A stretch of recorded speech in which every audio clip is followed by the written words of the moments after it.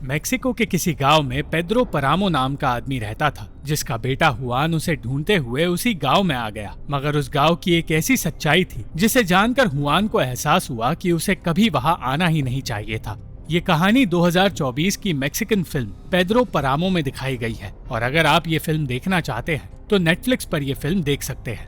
Hwan अपने पिता Pedro से मिलना नहीं चाहता था, पर उसकी माँ की आखिरी ख्वाहिश थी कि उसे अपने पिता को ढूंढकर उन्हें उनके पापों की सजा देनी होगी और उन्हें ये एहसास दिलाना होगा कि अपनी पत्नी और बेटे को छोड़कर पेड्रो ने कितनी बड़ी गलती की है। अपनी माँ की आखिरी ख्वाहिश पूरी करते हुए हुआन एक अनजान आदमी के साथ कोमाला नाम के उस गांव की ओर बढ़ा जहाँ उसके पिता रहते हैं और अबूंदियो नाम का वो आदमी ये जानकर हैरान हो गया कि हुआन कभी अपने पिता से मिला तक नहीं है। जब उसे पता चला कि हुआन के पिता का नाम पेड्रो परामो है तो उसने बताया कि वो खुद भी पेड्रो का ही बेटा है। इतना ही नहीं, कोमाला के पास पहुंचते ही हुआन को पता चला कि उस गांव में एक भी इंसान नहीं रहता और पेड्रो परामो की काफी वक्त पहले ही मौत हो चुकी है। हुआन अपने पिता से तो मिल नहीं पाया, पर उसे उसी गांव में रुकना पड़ा। सिर्फ अपनी माँ की आत्मा को शांति देने के लिए वो अबूंदियो के बताए होटल की ओर बढ़ा और उसे एहसास होने लगा कि वो गांव किसी भूतिया गांव जैसा बन गया है।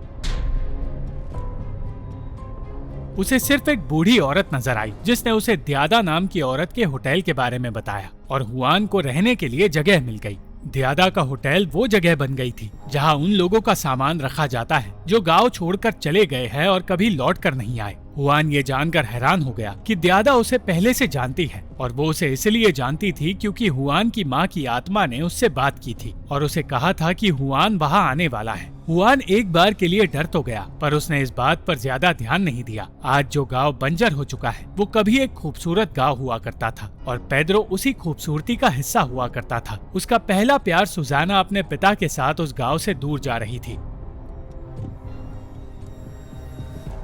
और वो जानता था कि सुजाना कभी लौट कर नहीं आने वाली। वो अकेला पड़ गया था और कोई भी काम करना नहीं चाहता था। उसका ये बर्ताव देखकर उसकी दादी ने एक दिन कहा कि बुरी किस्मत उसका पीछा करने वाली है और वही बुरी किस्मत आज हुआन का भी पीछा कर रही है। द्यादा से उस रात बातें करते हुए हुआन को पता चला कि वो हुआन की माँ लोला की बहुत अच्छी दोस्त हुआ करती थी और द्यादा का भी पेड्रो के साथ अफेयर हुआ करता था। मगर हुआन की माँ पेड्रो से इसलिए नफरत करती थी क्योंकि पेड्रो ने कभी उसे खुशी नहीं दी। वो सिर्फ उस पर चिल्लाया करता था और उसी ने हुआन और उसकी माँ को घर से निकाला था। सिर्फ हुआन की माँ नहीं, पेड्रो किसी रिश्ते की परवाह नहीं करता था। जब उसके पिता की मौत हुई थी तब उसे दुख भी नहीं हुआ था और यही सोचकर आज द्यादा कह रही है कि कम से कम हुआन को पेड्रो की आत्मा की शांति के लिए प्रे करना चाहिए। द्यादा ने ये भी बताया कि उसके पास एक ऐसी शक्ति है जो शायद श्राप भी कहलाई जा सकती है। अपनी शक्ति के बारे में बताते हुए द्यादा ने मिगेल के बारे में बताया जो पेड्रो का वो इकलौता बेटा था जिसे पेड्रो ने अपनाया था। मिगेल को एक लड़की से प्यार था जिससे वो हर रात मिला करता था, मगर एक रात वो द्यादा के पास आया क्योंकि वो अपना रास्ता भटक गया था। तब द्यादा ने उसे बताया कि वो रास्ता नहीं भटका है बल्कि उसकी मौत हो गई है और उसकी आत्मा द्यादा को अलविदा कहने आई है। द्यादा ने रोते हुए मिगेल को अलविदा कहा, मगर मौत के बाद उसे पादरी ने कभी आशीर्वाद नहीं दिया क्योंकि उनका कहना था कि मिगेल एक पापी था और उसके लिए स्वर्ग में कोई जगह नहीं। उस वक्त तक पेड्रो जिंदा था और पादरी की ये बात सुनकर वो बहुत ज्यादा नाराज हो गया था। पादरी मिगेल को असल में पापी इसलिए मानता था क्योंकि पादरी के भाई को मारकर मिगेल ने पादरी की भतीजी के साथ जबरदस्ती की थी। मिगेल की मौत के बाद से ही पादरी की नींदें उड़ गई थी और एक दिन उसे पता चला कि उसकी भतीजी ने अपनी जान दे दी है। उसकी माँ जानती थी कि अपनी जान देने की वजह से उस लड़की की आत्मा को कभी शांति नहीं मिलेगी और पादरी भी उसकी मदद के लिए अब कुछ नहीं कर सकता था। पादरी खुद भी एक पल के लिए भी शांति से जी नहीं पा रहा था और हालात बदतर तब हुए जब एक एक कर बहुत सारे लोग मारे जाने लगे। ये कहानी सुनाने के बाद द्यादा अचानक गायब हो गई और हुआन को घर के अंदर बहुत सारे लोगों की चीखने की आवाज सुनाई देने लगी। हुआन को द्यादा तो नहीं मिली, पर अचानक उसके सामने दामियाना नाम की वो औरत आ गई जिसके बारे में उसे उसकी माँ ने बताया था। हुआन जिस दामियाना को जानता था वो उसकी दाई माँ थी, मगर सामने खड़ी औरत हुआन की उम्र की लग रही थी। फिर भी हुआन उसके साथ उसके घर जाना चाहता था क्योंकि द्यादा के घर में अजीबोगरीब चीजें हो रही थी।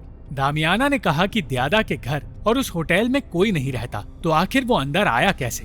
ये सुनकर वो डर गया, पर दामियाना के साथ आगे बढ़ा। वो होटल एक बार हुआ करता था जहाँ पेड्रो का आदमी फुलगोर उसके बिजनेस डील्स किया करता था। फुलगोर पेद्रो का हर काम किया करता था और उनमें से एक काम था लोला नाम की लड़की को ये बताना कि पेद्रो उससे शादी करना चाहता है। लोला हुआन की ही माँ थी और दामियाना उसी के लिए काम किया करती थी। लोला हमेशा से पेद्रो से प्यार करती थी, इसलिए वो इस शादी से खुश थी। पेद्रो के ही कहने पर फुलगोर ने उस आदमी को द्यादा के होटल में मारा था, जिस आदमी ने ऐसा कानून बनाया था जिसके मुताबिक पेद्रो और लोला की शादी नहीं हो पा रही थी।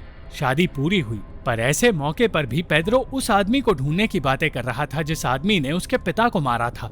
शादी के दिन लोला ने द्यादा से कहा था कि उसे एक रात के लिए लोला की जगह लेनी होगी, क्योंकि वो खुद पेद्रो के करीब नहीं जा पाएगी, और ये बात दामियाना भी जानती थी। आज यही बातें बताते हुए दामियाना हुआन को पेद्रो के घर में ले आई, जहाँ की दीवारों से आज भी अतीत की आवाजें सुनाई देती है। उस पूरे गांव में वो आत्माएं भटक रही थी जिन्हें तड़पाया गया था, और हुआन को समझ आ गया कि दामियाना की भी मौत हो चुकी है।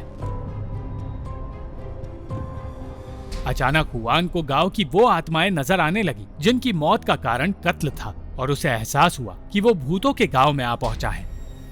तभी दो लोग उसके सामने आए जो हुआन को होश में लाकर अपने घर में ले गए। हुआन किसी भी हाल में उस जगह से निकलना चाहता था, पर उसे सुबह तक इंतजार करने के लिए कहा गया। सुबह होते ही जब हुआन की आंखें खुली तो उसे पता चला कि उस घर में रहने वाला जोड़ा भाई बहन का जोड़ा था। सामने मौजूद लड़की को पापी माना जाता है, इसलिए कोई भी उसके पास नहीं आता, और उसकी बातें सुनकर हुआन को फिर से नींद आने लगी।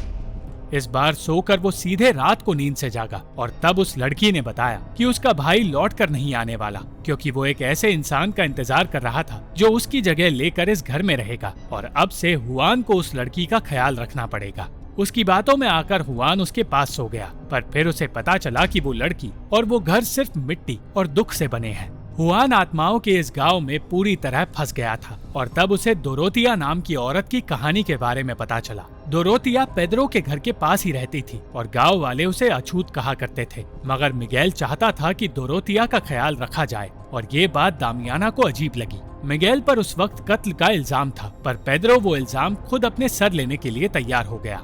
दोरोतिया को भी पापी कहा जाता था, और वो अपने बच्चे को अकेले पालने की कोशिश में लगी थी। कुछ वक्त बाद मिगेल घुड़सवारी करते हुए कोहरे के बीच फंस गया, और तब उसने अपनी जान खो दी। उस वक्त पेद्रो को वही महसूस हुआ जो उसे अपने पिता की मौत की खबर मिलने पर महसूस हुआ था, और उसे लगने लगा कि उसे उसके पापों की सजा मिलनी शुरू हो गई है। मिगेल को सालों पहले पेद्रो के घर असल में पादरी खुद लेकर आया था, क्योंकि मिगेल पेद्रो का ही बेटा था और उसकी माँ की मौत हो चुकी थी, इसलिए पेद्रो को मिगेल की जिम्मेदारी उठानी पड़ी थी। पादरी ने कभी पेद्रो और मिगेल को अच्छा इंसान नहीं माना, और पेद्रो की बेइज्जती सहने के बाद पादरी ने मिगेल को नर्क में जाने का श्राप दे दिया।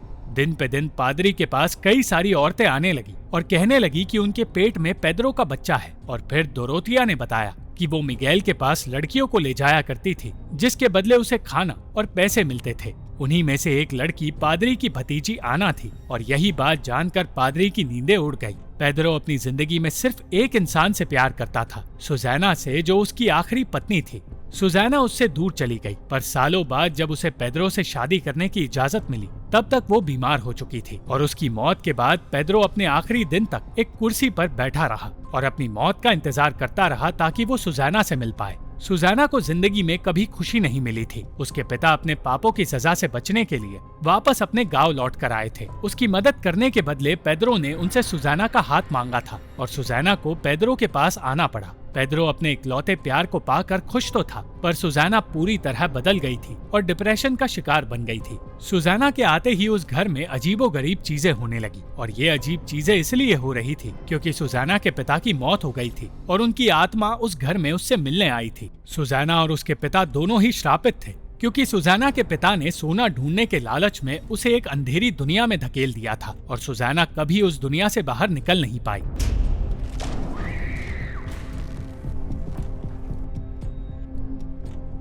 ये बात पादरी भी समझ गया था, और कुछ ही दिनों बाद पेद्रो का बुरा वक्त शुरू हो गया। उसके दुश्मनों ने फुलगोर को जान से मार दिया, और पेद्रो को उन दुश्मनों से समझौता करना पड़ा। वो लोग सरकार और अमीरों के खिलाफ लड़ाई लड़ रहे थे, और पेद्रो ने वादा किया कि वो उनकी मदद करेगा और उन्हें पैसे और खाना हर वक्त देगा। पेद्रो सुजाना को पाने में कामयाब तो हुआ था, पर सुजाना उसके करीब नहीं आना चाहती थी। वो हर रात एक तरह से किसी बीमार औरत की तरह बर्ताव करने लगी थी, और पेद्रो के लिए जिंदगी नर्क बन गई थी। दामियाना को पता चला कि सुजाना को आवाजें सुनाई देती हैं, और दिन पे दिन उसकी तबीयत बदतर होती जा रही थी। 3 साल तक तकलीफ झेलने के बाद सुजाना की मौत हुई और मौत से पहले उसने पादरी को उस आदमी के बारे में बताया जिसे वो याद करती है। वो आदमी कोई और नहीं, शैतान था जिसका साया सुजाना के सर पर था। पादरी पेद्रो के परिवार से इतना ज्यादा नफरत करता था कि उसने सुजाना को नर्क में जलने का श्राप दे दिया, पर वो ये नहीं जानता था कि सुजाना की जिंदगी नर्क से बदतर थी और उसके खुद के पिता उसके साथ बदतर हरकतें किया करते थे। सुजाना की मौत डोरोथिया ने भी अपनी आंखों से देखी थी और उसकी मौत की गूंज गांव में इस तरह फैली कि गांव का हर इंसान मौत की ओर खिंचा चला गया। सुजाना की मौत का दिन गांव में मनाया जाने लगा और गांव हजारों लोगों से भर गया।